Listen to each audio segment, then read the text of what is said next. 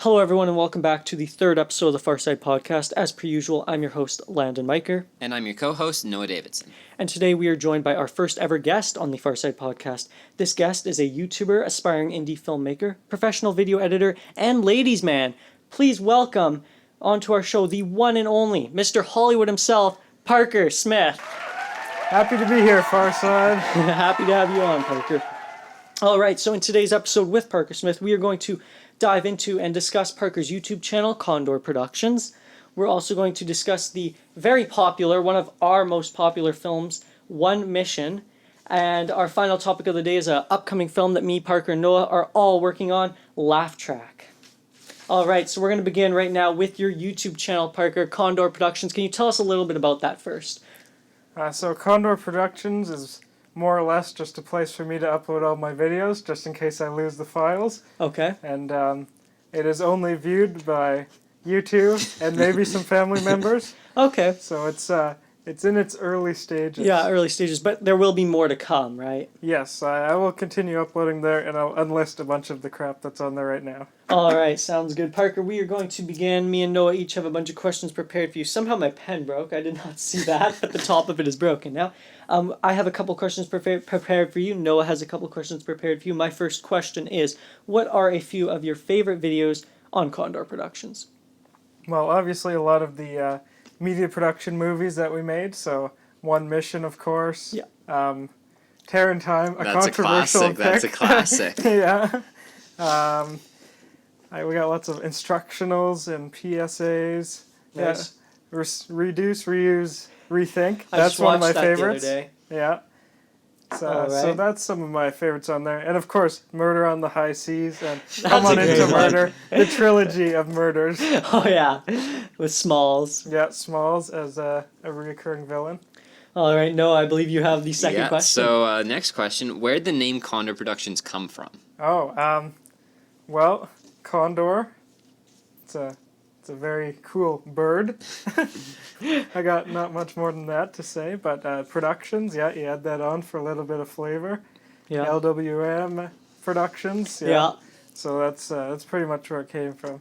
Yeah, NTD Films. Yeah, NTD Films. Yeah. Farside Films. They Films all and got production, them. they got it. They all got them, yeah. All right, Parker, the next question I've got for you is, what is the inspiration for the World's Deadliest Targets video? Oh, World's Deadliest Targets. Or videos, sorry. So that is a video series that has been spanning, I believe, 4 or 5 years. 4 or 5 years, wow. And it takes place every time it's my grandma's birthday at my uncle's house. Nice. And we're all very bored. So me and my brother equip ourselves with Nerf guns, and each year we get more elaborate in killing off all the family members. Yes, I've seen I've seen parts of all three of them. I haven't watched, I don't think, the entire of any of them, but they all look very good. The newest one is definitely quality-wise the Look best. forward to the this one. The newest one isn't posted? Well, it'll be made in November, because that's when the birthday takes place. But it'll be more produced. Nice, okay, I'm excited for it, Parker. Maybe we could do a podcast at your grandma's birthday. Oh, sure, yeah, we can just move it into the basement. We can interview her on the show. Oh, yeah. Yeah. I'm sure she'd be happy to come on. All right, I believe, Noah, you have the next question. Yeah, okay, next question. What is the story behind the Canada Day videos on your channel? Canada Day videos. Okay, so each year in July 1st, we get the whole neighborhood and a lot of the extended family out, and we do some games on the Crescent. And so in 2014... when I was just a lad, I threw together a short iMovie clip show. Nice. Set to Thunderstruck, which got copyright blocked. So now it's just someone's cover of Thunderstruck, which is an ear-piercing guitar solo. Terrible. And then the newest one from 2017, that was the 150th anniversary of Canada there. So nice. I thought I should throw one together for that. Of course. Yep. Yeah, that one was really good. I enjoyed that one. You also said, and I want to add on to that there was a story about a kid stealing a camera in that production. Do you want to tell everyone a little more about that stolen camera story? Oh, well, there's not too much to tell there, Mr. Lango, but so there was a camera on a tripod, and one of the extended family members thought they knew how to use a camera better than Mr. Hollywood himself. You! Yeah, so he tried to take control I took swift action and threw him to the curb. Then we got that production back on track. Okay. So he didn't actually steal a camera. It was just your camera, or what? Oh, the stolen camera. The stolen camera. Yes, Yeah. this is more of a story than just Canada Day. Okay. So someone presumably forgot a camera or maybe left it somewhere. so it wasn't your camera. And no, this was just over where they live. And then Okay. they found this camera, took it home, and now they call it their own. Wow. And it's a pretty Okay. nice one, too. It's a DSLR, yeah. Wow, nice. Wow, lucky, I guess. All right, next question, Parker. And this one is more about some of your family videos again. You seem to shoot a lot of videos while on vacation. I mean, there's a ton of the Murder on the High Seas, Come On Into Murder, one of my favorites, the Cuban movie. How does your family like, being on vacation but having to shoot these movies? Do they enjoy it, or do they kind of think of it as a pain? What is their thoughts on that? Well, for Murder on the High Seas, we had about 4 days of excursions on this cruise ship and then Right. 3 days on the ship. And we, it looked like the production wasn't going to take place because nobody was hanging out together. Oh, yeah. But then somehow in those last 2 days, we scraped together the Murder on the High Seas cut. So it's a bit rushed. I'd say it was probably shot in 4 or 5 hours total. But yeah, that was a good one to have.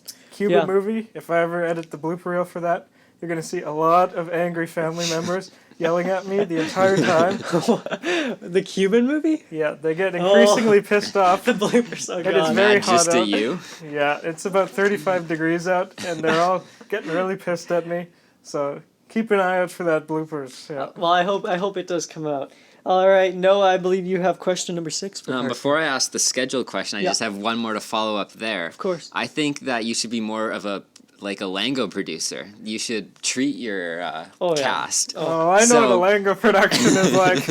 So instead of on their vacation making them film, bring them on vacations, pay for them. Maybe Hey. then they'll be happy about That's the way to do it, productions. Parker. That's the way to do it. Treat them. Well, once I see Mr. Producer take us all on a cruise and then shoot a movie, and then I'll take some advice. If Laugh Track makes me millions, I'll do that for Okay. sure.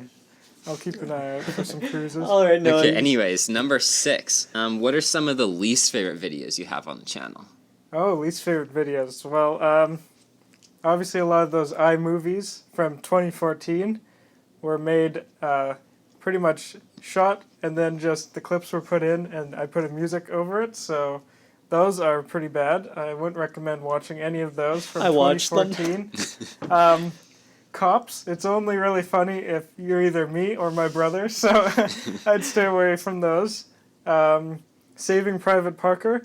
Oh, that's a good one. Yeah. That's a good one. There was never a final That was cut great. version of that, so you can watch the uncut version, which is pretty much just all the clips thrown into iMovie, and maybe like an hour of editing into them back in 2017. So Nice. yeah, Nice. All right, Parker, my final question for you.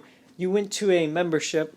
See, the autocorrect wrote that wrong, and I just read it wrong. That's not what it's supposed to say. You went to a mentorship program back in the spring. Creative in Manitoba, obviously, is what I'm referring to. Yes, great What was program. that like, and how did that help you pursue your passion for filmmaking? So it was a great program. Yeah, we had lots of insightful people. Ryan Steele, the one and course. only, hosted it. Yeah. Birdwatcher, you may have heard a little thing about it. You gotta be familiar with it. Come Yeah. on. Yeah, that's the Citizen Kane of today, Birdwatcher. Then we got Klim Q, Bawa, Right. all the hits. Just, Oh, yeah. Just all the For best sure. Winnipeggers out there. All right, sounds good, Parker. Thank you for telling us a little bit about your YouTube channel, Condor Productions.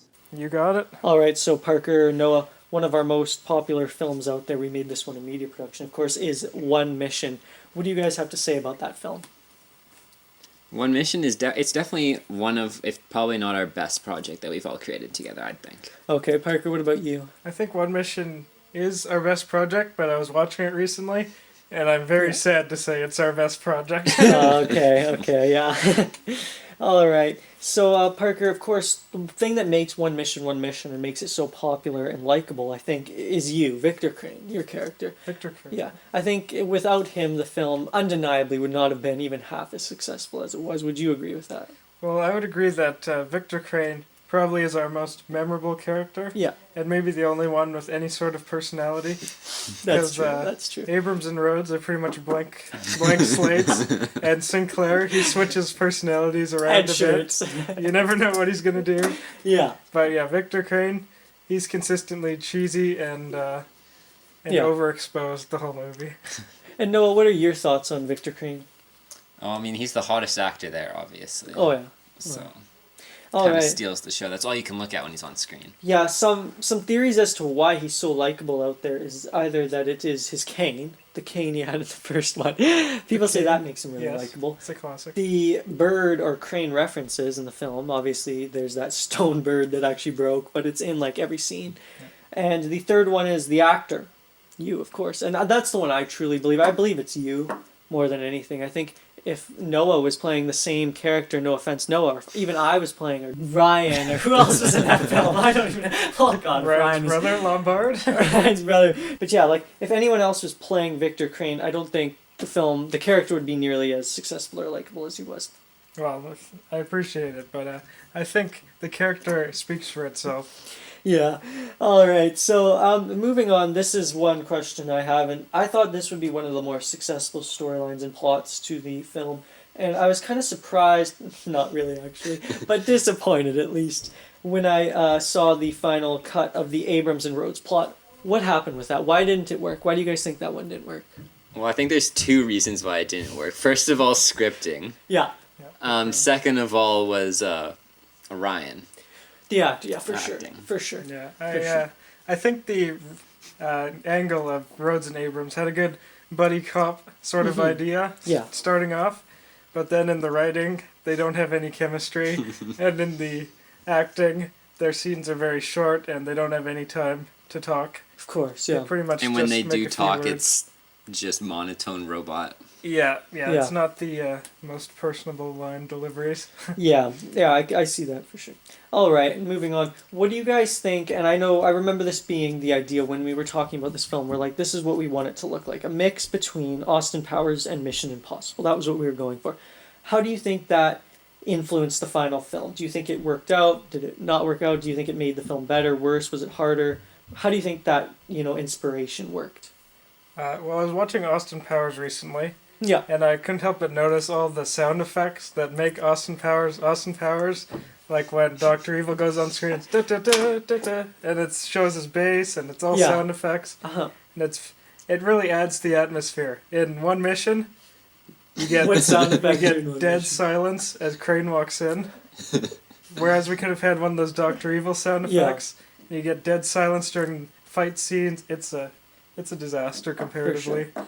No, what about you? What do you think about the Mission Impossible part? Like, you've seen those movies, or at least one of them, right? Yeah, what do you think? How do you think that kind of influenced Well, our storyline is not nearly as clever as the ones I've seen, at least. Yeah. Where they've got, like, super deep, actual spy elements. Double crossings and such. Yeah, whereas ours is just 2 seconds of breaking free from a rope, and then that's really all he does spy-worthy. Of course. All right, Parker. Me and Noah remember shooting very well, or at least pretty well, I think. Was shooting this film, was that pretty memorable? Like the basement scenes, Ryan's house. I think it is memorable, but more in a form of PTSD than fond memories. Yeah. I almost got an ulcer there at Ryan's house with all that. We had 4 hours of shooting for a 2-minute scene, which ultimately got destroyed by the editor. I don't know who edited that. I think we all remember. Landon. Yeah. Now, like, being serious, how did you think about the basement part? It looked really cool. Like, you have to admit that.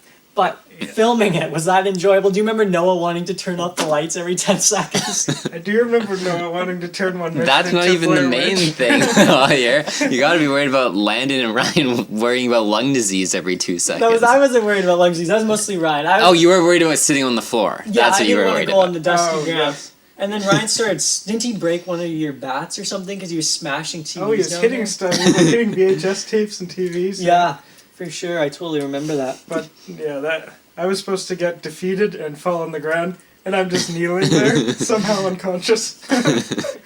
Let's not forget about my shirt change in the middle of that scene too. There was a shirt change from. It goes from a reasonably dress shirt, which looks like a spy would wear, to a long sleeve T-shirt from like Old Navy that no one would wear. All right. At least in One Mission 2, I'm always wearing the same shirt. Yes, but And- we have only shot half the movie, and most That of it makes was a winter great jackets. segue. Sorry to interrupt you, but that makes a great segue to what to expect from the new One Mission film. Parker, you were the director, producer, main writer, main editor, basically the guy behind this magical film. Explain how that's been going so far, what we've got done, what we still have to do, and what to expect from this new One Mission, the sequel, if you want to call it that. Okay, so One Mission 2 is going to have a low relation to One Mission, the original. It's going to be much higher production value, not shot on any Sony NX broadcasting cameras. It's shot on DSLRs now, and a bigger cast of more involved actors that actually want to be better there. actors. Yeah, and locations we're having some difficulties with. Yes. We're not sure where to shoot all these, but we definitely have a cast that's ready to shoot. Yeah. And that's all you really need. Exactly, some good people involved, and that's it. Mhm. So, Parker, that brings me to my next question about the new cast. So, who are some of the new cast members in this One Mission movie, and what big main cast member did we eliminate from the One Mission franchise? Okay, so some of the new faces you'll be seeing on One Mission 2 set will be Grant Sorensen, playing the Commissioner, an ally of Agent Sinclair. Gord Down, playing a guard. He's going to be helping out Victor Crane's army. Okay. And then we have my family, who are all being affected by Victor Crane's rule. Nice. Yeah. And that's pretty much all the fresh faces. All right, good. And the big one that is gone now from the franchise. Yes, so that is Ryan Lelliott playing Agent Rhodes. He was not so enthusiastic the first film. It was quite Yeah, obvious. you can see his contempt for the audience as he looks to pass every line and just get through it as fast as possible. Oh, yeah. Yeah, so he'll be gone and nobody will be missing him. Yeah, no. Noah, will you miss Rhodes? I don't think I will. It'll be nicer to be Abrams by myself without Rhodes wearing me down here. Oh, Yeah, yeah. exactly. All the screen time can go to Abrams. Oh, yeah. And just before we move on here, I've got a question here, Parker. You said your family's in it, so how are they reacting to going from such big roles in all of your films to such a tiny role in this one? Are they just happy to get the experience of being in such a great franchise? Well, I'm sure they are excited to be in One Mission franchise. It is one of the biggest franchises to ever come out of LWM and Condor and NTD. Yeah, for sure. But yeah, they're used to playing big roles in films like Murder on the High Seas and more recently the Cuba movie. So the Cuba movie is a bit of a disaster, so I think they're ready to start moving down in the roles back to a smaller position.